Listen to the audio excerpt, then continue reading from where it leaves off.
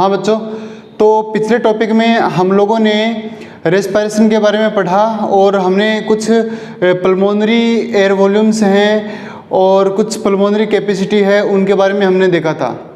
और अब हम बात करते हैं, हमारे भी दो टॉपिक है वो बचे हुए हैं, एक तो आर्टिफिशियल रेस्पिरेशन और दूसरा रेस्पिरेटरी डिसऑर्डर्स। तो सबसे पहले हम बात करते हैं आर्टिफिशियल रेस्पिरेशन की। आर्टिफिशियल रेस्पिरेशन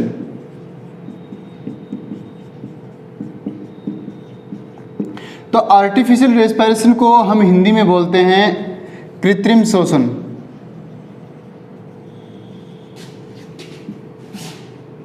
कृत्रिम श्वसन। और चलो समझते हैं कृत्रिम श्वसन क्या होता है।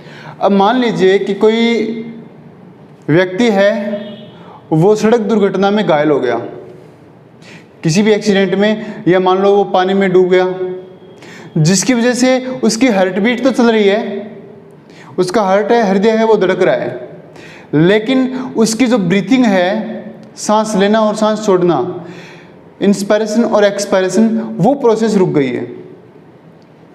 तो उस कंडीशन में हम एक तरह से देखें तो है तो जिंदा, लेकिन उसका ब्रीथिंग है वो रुक गया। तो उस ब्रीथिंग को हम क्या करेंगे, आर्टिफिशियली स्टार्ट करेंगे। तो आर्टिफिशियली ब्रीथिंग स्टार्ट करने के लिए हमें क्या करना पड़ेगा, हमें आर्टिफिशियल ब्रीथिंग है वो उसको देनी पड़ेगी। कैसे? इसके लिए नॉर्मल दो तरीके होते हैं। तो सबसे पहला तरीका होता है वो है बिल्कुल सिंपल, जैसे कि मान लो कि हमारे पास कोई सुविधा नहीं है और जो व्यक्ति है वो घायल हुआ है, या अपने को मिला है, या पानी में कोई डूब गया है, अपने पास कोई भी हॉस्पिटल की सुविधा नहीं है, तो अपने को जो आर्टिफिशियली रेस्पिरेशन है वो अपने माउथ से देना पड़ता है। उसके लिए अपने को एक विधि है, उसको थोड़ा सा ध्यान में रखना है, जो अपने सिलेबस में है उसके हिसाब से, कि आर्टिफिशियल रेस्पिरेशन के लिए जो पहले जो नॉर्मल विधि है वो है माउथ टू माउथ। तो इस मेथड से अपन क्या कर सकते हैं, आर्टिफिशियल रेस्पिरेशन दे सकते हैं। कैसे? कि इसके लिए अपने को क्या क्या बातें हैं वो ध्यान में रखनी है। जैसे ही मान लो कि कोई पेशेंट है जिसकी ब्रीथिंग है वो रुक गई, तो सबसे पहले अपने को ये महसूस करना है, ये हमें देखना है कि क्या उसकी हार्ट बीट है वो चल रही है। हार्ट बीट के लिए अपने सबसे पहले उसको क्या करते हैं, अपने जो पल्स रेट है वो देखते हैं कि क्या यहाँ पर उसकी पल्स है वो चल रही है, या फिर देखते हैं कि क्या उसका हार्ट है वो धड़क रहा है, वो मरा तो नहीं है। यदि उसका हार्ट धड़क रहा है तो अपने क्या करेंगे, उसको आर्टिफिशियली रेस्पिरेशन देंगे। तो सबसे पहला हम देखेंगे कि दुर्घटना के बाद में क्या वो जिंदा है, और यदि वो जिंदा है और ऐसी कंडीशन है कि उसकी सांस रुकी है लेकिन हार्ट बीट है वो चल रही है, तो हम उसको आर्टिफिशियली रेस्पिरेशन दे सकते हैं। हम ये कोशिश कर सकते हैं कि उसको बचाया जा सके। तो इसके लिए अपने को क्या करना है, सबसे पहले उसको एक बिल्कुल समतल जगह पे, बिल्कुल एक सरफेस पे जो बिल्कुल फ्लैट हो, उस पे उसको लेटाना है। उसको लेटाकर, जो पेशेंट है उसको लेटाने के बाद में उसके एक हाथ, अपने एक हाथ से तो क्या करना है, उसके यहाँ पर लगाना है, हेड पर, और एक जो उसका हाथ है वो गर्दन की जस्ट इस तरह से पीछे की तरफ, और उस हाथ से जो अपने राइट हैंड है जो अपने उसकी गर्दन के पीछे की तरफ लगाया है, एक उसके हेड पे लगाया है। तो इन दोनों को अपने अब क्या करना है, जो नीचे वाला अपना राइट हैंड साइड है उससे अपने क्या करना है, उसकी गर्दन को, उसकी नेक को ऊपर की तरफ उठाना है। ऊपर की तरफ उठाएंगे और अब क्या करेंगे, अब उसकी एक हाथ से नाक को बंद करेंगे, और नाक को बंद करके उसकी नोज को बिल्कुल ऐसे क्लोज करके फिर अपने 1 मिनट में 12 बार उसको क्या करेंगे, सांस देंगे। यानी अपने मुंह से उसके मुंह को लगाकर और उसके क्या करेंगे, अपने हवा को अंदर की तरफ भेजेंगे। तो जैसे पेशेंट को किस तरह से लेटाया जाता है, इस विधि से, ऐसे इस तरीके से।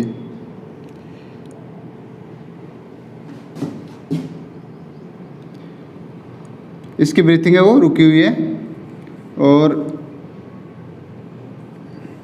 इसकी जो गर्दन है वो थोड़ी सी ऊंची उठाई हुई होनी चाहिए, ऐसे।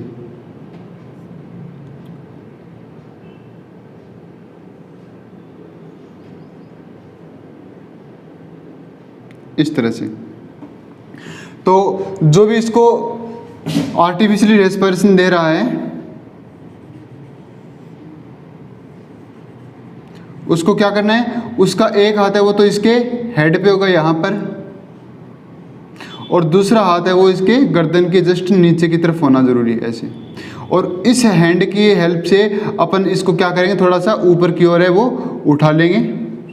और अब इसको क्या करेंगे, अब एक हाथ से जो अपना ऊपर वाला हाथ है उससे उसकी नाक को बंद करेंगे, और नाक को बंद करके अब इसके मुंह से अपने मुंह को लगाकर अपने क्या करेंगे, इसको सांस देंगे। सांस कैसे देंगे, यहाँ पर अपने मुंह में हवा भरकर जो इसको सांस दे रहा है वो अपने मुंह में सबसे पहले क्या करेगा, जैसे मान लो कि कोई यहाँ पर कोई भी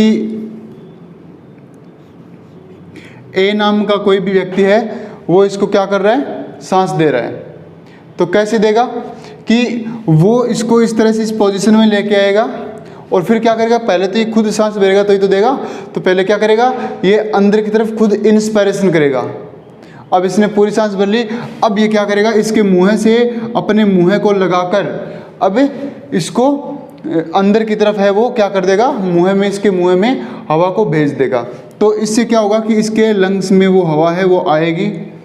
और इस बात में अपने को ध्यान रखना है कि मुंह के बीच में गैप नहीं हो, मतलब कि यहाँ पर लीकेज नहीं हो कि कहीं से हवा है वो यहीं से बाहर निकल जाए, या फिर नाक है वो खुली नहीं होनी चाहिए, क्योंकि नाक खुली होगी तो मुंह से तो हम हवा देंगे, नाक से तुरंत बाहर निकल जाएगी, तो इससे कोई फ़ायदा नहीं है। तो उसकी नाक को बंद किया, नाक को बंद करने के बाद में उसके मुंह से मुंह लगा के उसको क्या करते हैं, उसके लंग्स में हवा को भरा जाता है। तो 1 मिनट में लगभग 12 बार अपने इस तरह से करते हैं तो संभावना रहती है कि उसकी ब्रीथिंग है वो वापस चल जाए, यानी उसकी श्वसन प्रक्रिया है वो वापस उसी तरह से स्थापित हो जाए।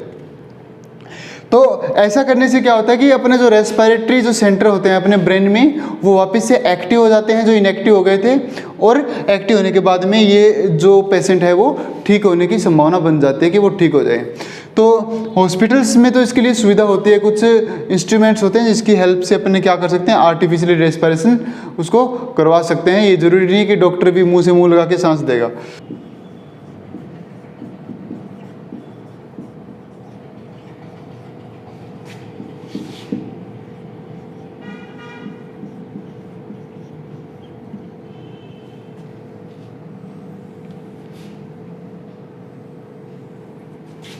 रेस्पिरेटरी डिसऑर्डर का मतलब होता है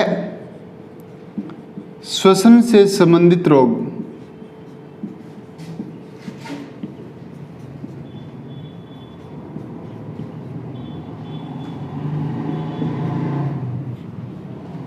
तो इनके बारे में हम डिस्कस करते हैं। तो अपने को कुछ डिसऑर्डर्स है जो रेस्पिरेटरी सिस्टम से रिलेटेड है उनको पढ़ना है। तो उनमें कौन कौन से डिसऑर्डर्स अपने पढ़ेंगे। सबसे पहले asthma,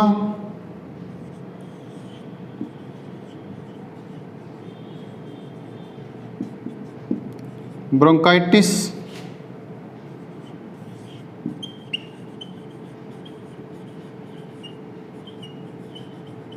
emphysema,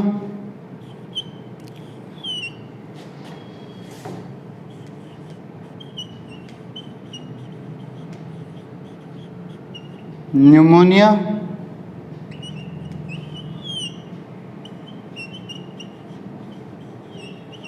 lungs cancer,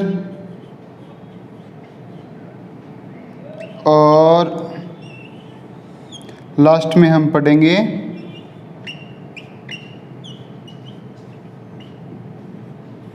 silicosis के बारे में। तो इनके बारे में हम पढ़ेंगे। इनको हम किन किन नाम से जानते हैं। तो अस्थमा को हम जानते हैं दमा नाम से, हम कहते हैं कि दमा हो गया मतलब अस्थमा हो गया, ठीक है। ब्रोंकाइटिस, ब्रोंकाइटिस को हम क्या बोलते हैं, ब्रोंकाइटिस को ब्रोंकाइटिस ही बोलते हैं, या इसको श्वसनी शोथ, श्वसनी शोथ। और एम्फाइसीमा को हम बोलते हैं वात स्फीति।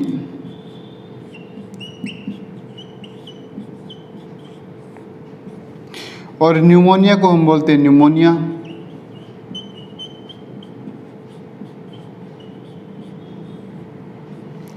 लंग्स कैंसर को बोलते हैं फेफड़ों का कैंसर।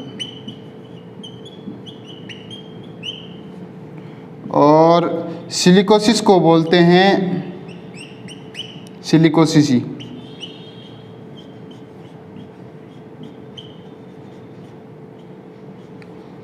सिलिकोसिस या एस्बेस्टोसिस।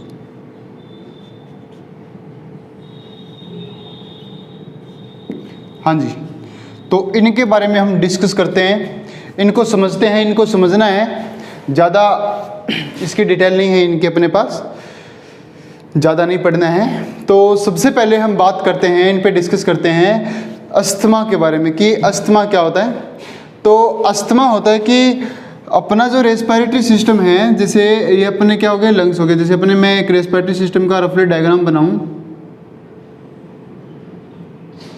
तो ये हो गया रेस्पिरेटरी सिस्टम यहाँ पर।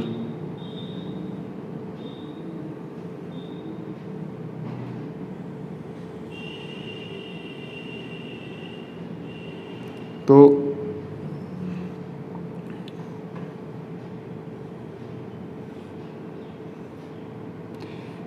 हाँ जी, यहाँ पर ये फिर लंग्स है वो हो जाएंगे ऐसे रफली डायग्राम में आप देख रहे हैं, इस तरह से ये हो गए लंग्स अपने, ठीक है।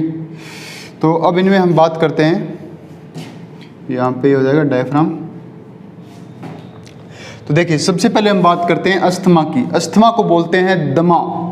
तो अस्थमा क्यों होता होगा? अस्थमा होता है, ये एक एलर्जिक डिजीज है, ठीक है। एलर्जिक का मतलब हुआ कि ये एलर्जी से होता है, जैसे अपने आसपास इन्वायरमेंट में एनर्जी किसी भी चीज़ से हो सकती है। जैसे मान लो कि डस्ट पार्टिकल्स है, यानी धूल के कण है ना, या फिर कोई भी पोलन है, परागकण, या कोई भी आसपास की चीज़ें जिनसे एलर्जी हो, तो एलर्जी के कारण क्या हो सकता है? अस्थमा हो सकता है।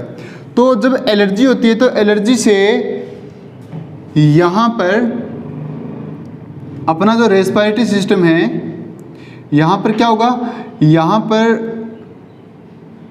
ये जो अपनी सारी की सारी जो यहाँ जो अपने को दिख रही है, जो ट्यूब्यूल्स है वो सारी दिख रही है, वहाँ पर क्या हो जाता है कि उनमें कॉन्ट्रैक्शन हो जाता है और सांस लेने में दिक्कत होनी शुरू हो जाती है। कॉन्ट्रैक्शन का मतलब यहाँ पे ये हुआ कि सारी की सारी जो ब्रोंकाई वगैरह ये होती है, इनमें क्या होता है? इनमें कॉन्ट्रैक्शन हो जाता है और ये बिल्कुल ऐसे पतली हो जाती है, तो सांस लेने में दिक्कत आएगी। सांस लेने में दिक्कत आएगी, साथ में क्या होगा? साथ में जब हम सांस को बाहर निकालते हैं, यानी कि हम एक्सपायरेशन यानी उत्सर्जन करते हैं, तो उस टाइम पे हमें कुछ जो लंग्स हैं उनसे बजने की आवाज़ आती है, मतलब कि सीटी की तरह कुछ बजने की आवाज़ आती है। तो ये जो साउंड है इसका मतलब है कि इसके क्या है? अस्थमा है या फिर क्या है? दमा है।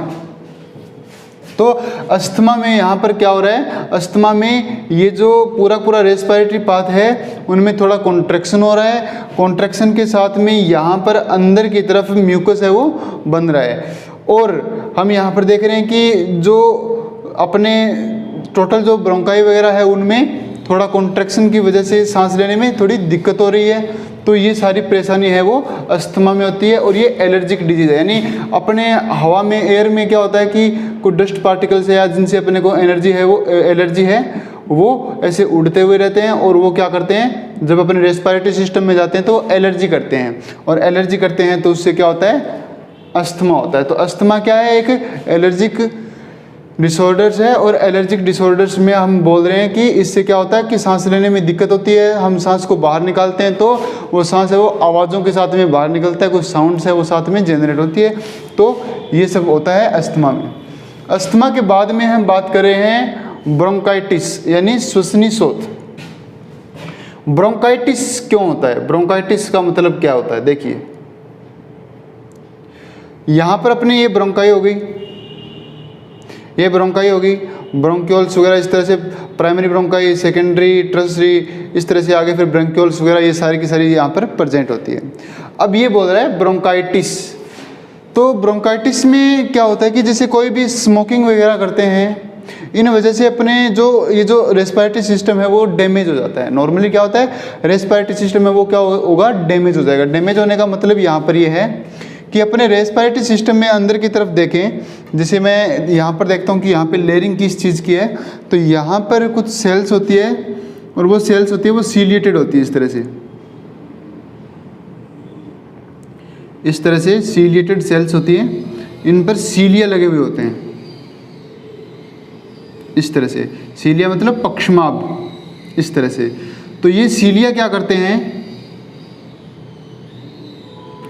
ये जो सीलिया यहाँ पर प्रेजेंट है, ये जो अपने रेस्पिरेटरी सिस्टम में जो म्यूकस बन रहा है, उस म्यूकस को ऊपर की तरफ लेके जाते हैं, मतलब बाहर निकालने का काम करते हैं। तो ये सीलिया है, इस तरह से है, तो ये फाइबर की तरह से ये हिलते रहते हैं ऐसे। तो ऐसे हिलेंगे तो यहाँ पर जो म्यूकस है जो अंदर की तरफ इकट्ठा हुआ, वो कहाँ पे जा रहा है, बाहर की तरफ जा रहा है। जैसे हम विचार करते हैं एक बात पे, थोड़ा सपोज करते हैं, इसको फील करते हैं कि ब्रोंकाइटिस में क्या होता है। तो नॉर्मली कई बार हम बैठे हुए होते हैं, कुछ ऐसा टाइम होता है कि एलर्जिक थोड़ा टाइम हो, तो उस टाइम पे क्या है कि थोड़ी एलर्जी हो या जुकाम वुकाम हो, इस तरह से कुछ दिक्कत हो, तो उस टाइम पे क्या होता है कि कई बार अपने बैठे बैठे होते हैं तो धीरे धीरे अपने मुंह में यहाँ पर कफ आ जाता है। कफ मतलब कि म्यूकस है वो आ जाता है।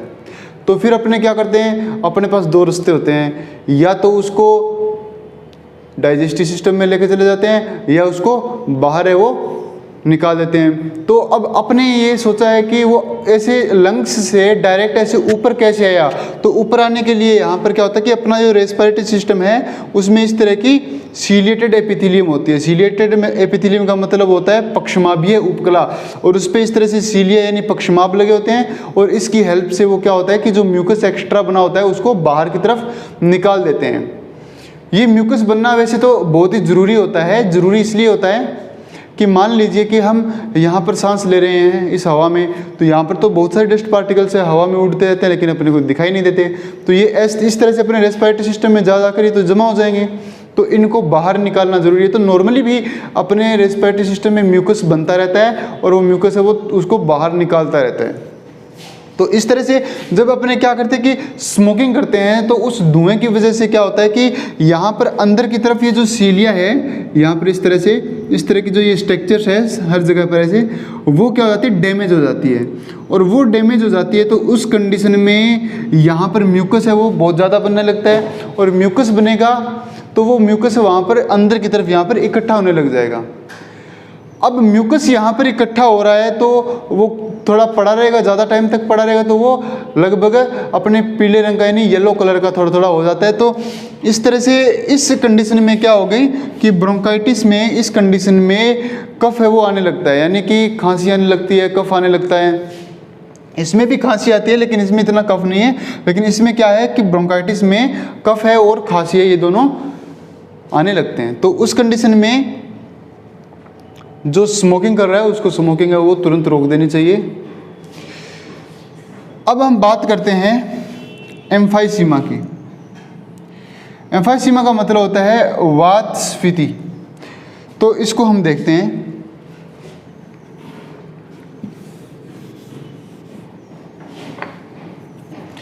हाँ जी, तो क्या होता है कि हमने बात की थी कि हमारे लंग्स में लास्ट में कुछ इस तरह की स्ट्रक्चर्स है वो प्रेजेंट होती है इस तरह से, जिनको हमने एल्वेलाई या वायु कूपिकाएं कहा था।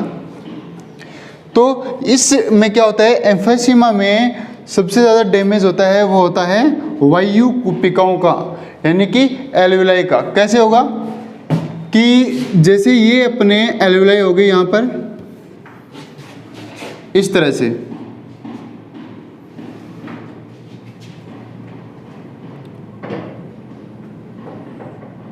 इस तरह से ये दोनों एल्वेलाई है, मान लो क्या है, अलग हैं, तो हम इनमें कंपैरिजन कर रहे हैं। अब क्या होगा कि ये जो एल्वेलाई है इसमें ये सेल्स यहाँ पर प्रेजेंट है इस तरह से, तो ये हो गई यहाँ पर इसकी सेल्स। तो अब क्या होगा कि ये जो सिंपल स्क्वेमस एपिथेलियम होती है, तो अब क्या होता है कि जैसे ही हम स्मोकिंग करते हैं, बहुत ज़्यादा स्मोकिंग करते हैं, तो उस कंडीशन में ये एल्वेलाई है वो डैमेज होती है, यानी कि ये वायु कूपिकाएँ हैं वो क्षतिग्रस्त होने लगती है। और वायु कूपिकाएँ जब क्षतिग्रस्त होगी तो उस कंडीशन में ये जो दोनों वायु कूपिकाएँ हैं वो अपने आसपास इस तरह से मिल जाएगी। इस तरह से मिल गई तो यहाँ पर हम देख रहे हैं कि दो वायु कूपिकाएँ थी, यानी अपने पास एल्वेलाई थी, यहाँ पर टोटल दो थी और वो दोनों है वो आपस में मिल गई है। तो यहाँ पर इनका सरफेस एरिया यानी कि इसका जो सतही क्षेत्रफल है वो कम हो जाता है, उसके कारण यहाँ पर हवा है वो भरी हुई रह जाती है। जैसे अपने बात करते हैं, अपने पास गुब्बारा है, तो एक गुब्बारा है वो तो बिल्कुल पतली वॉल का है, अपने पास एक बैलून है वो कैसे बिल्कुल पतली वॉल का है, और एक बैलून है वो थोड़ी मोटी वॉल का, इस तरह से, तो उसकी वॉल है वो थोड़ी ज़्यादा ठीक है। तो अब अपने देखते हैं, मैं कहूँ कि इन दोनों गुब्बारों को, इन बैलून्स को अपने को फुलाना है, तो सबसे जल्दी है वो ये फूलेगा, और इसको फुलाने के लिए मेरे को ज़्यादा एनर्जी की ज़रूरत पड़ेगी, ज़्यादा फोर्स लगाना पड़ेगा। तो इस तरह से यहाँ पर क्या होता है कि ये कंडीशन यहाँ पर हो जाती है, ये है उसको फुलाने के लिए ज़्यादा अपने को क्या करना पड़ेगा, एनर्जी है वो लगानी पड़ेगी। तो उस कंडीशन में लंग्स है यानी फेफड़े है वो भरे भरे लगते हैं और सांस है वो लेने में तकलीफ होती है। तो इस तरह से जो एम्फाइसीमा होती है, एम्फाइसीमा यानी वात स्फीति, वात स्फीति में सांस लेने में तकलीफ होती है, क्योंकि यहाँ पर एल्वेलाई है वो क्या हो जाती है, डैमेज हो जाती है। तो हम देख रहे हैं कि एम्फाइसीमा में यहाँ पर जो एल्वेलाई है यानी वायु कूपिकाएँ हैं, उनके बीच की जो वॉल थी वो क्या हो गई, डैमेज हो गई, और उसके वॉल के डैमेज होने से यहाँ पर सरफेस एरिया है यानी इसकी सतही क्षेत्रफल है वो कम हो गया। तो सरफेस एरिया कम होने से यहाँ पर रेस्पिरेशन में क्या होगी, प्रॉब्लम होगी, और यहाँ पर फिर अपने को जो अपने लंग्स है वो भरे भरे महसूस होते हैं। ऐसा लगता है जैसे हम सांस लेते हैं तो ऐसा लग रहा है कि फेफड़े वो खाली नहीं हो रहे, तो अपने लंग्स है वो खाली नहीं हो रहे, तो इस तरह से अपने को फील होता है। तो ये होता है एम्फाइसीमा में। एम्फाइसीमा का मतलब होता है वात स्फीति। उसके बाद में हम पढ़ते हैं न्यूमोनिया। तो न्यूमोनिया है वो बैक्टीरिया से होने वाली डिजीज है, बैक्टीरिया से। तो जिस बैक्टीरिया से होती है उसको हम बोलते हैं स्ट्रेप्टोकोकस न्यूमोनी। तो स्ट्रेप्टोकोकस न्यूमोनी के कारण होने वाली ये डिजीज़ होती है न्यूमोनिया।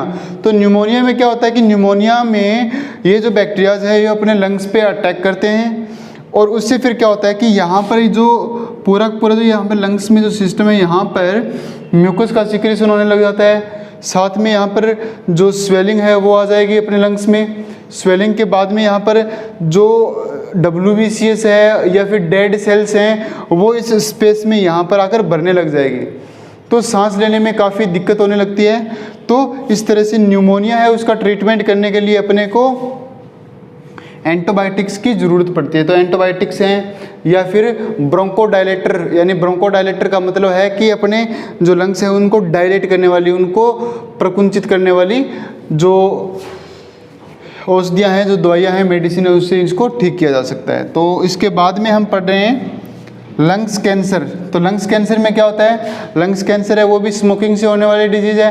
कैंसर में क्या होता है कि यहाँ पर जो यदि बहुत ज़्यादा कोई स्मोकिंग कर रहा है या कोई और भी इसके कारण हो सकते हैं, रीज़न हो सकते हैं, तो उनकी वजह से क्या होता है कि लंग्स में यहाँ की जो सेल्स हैं वो इस तरह से डिवाइड करने लग जाते हैं। तो वो डिवाइडेशन है वो कंट्रोल में नहीं रहता, और कंट्रोल में नहीं रहता तो ये पूरे लंग्स में धीरे धीरे फैल जाती है। कंट्रोल नहीं रहता तो ये पूरे लंग्स में धीरे धीरे फैल जाती है। इस कंडीशन को हम कहते हैं लंग्स कैंसर, और लंग्स कैंसर है उसका कोई अच्छी तरह से ट्रीटमेंट नहीं है। इसके बाद में हम पढ़ रहे हैं सिलिकोसिस। सिलिकोसिस का मतलब होता है कि जो लोग किसी कारखानों में काम करते हैं, फैक्ट्रीज़ में काम करते हैं, जहाँ पर डस्ट पार्टिकल्स इन्वायरमेंट में बहुत ज़्यादा है, नहीं उस पर्यावरण में धूल के कण है वो बहुत ज़्यादा हैं, उस कंडीशन में सिलिकोसिस हो जाता है। तो सिलिकोसिस का मतलब यहाँ पर ये हुआ कि जो सिलिका होती है, सिलिका का मतलब होता है मिट्टी, यानी धूल के कण या डस्ट पार्टिकल्स। तो ये जो डस्ट पार्टिकल्स है वो अपने लंग्स में चले जाते हैं और वहाँ पर जाकर जमा होने लगते हैं। तो उनके जमा होने से वहाँ पर उसके चारों तरफ फिर फाइब्रस टिश्यू है, यानी कि जो तंतु की तरह ऊतक है वो बनने लग जाता है।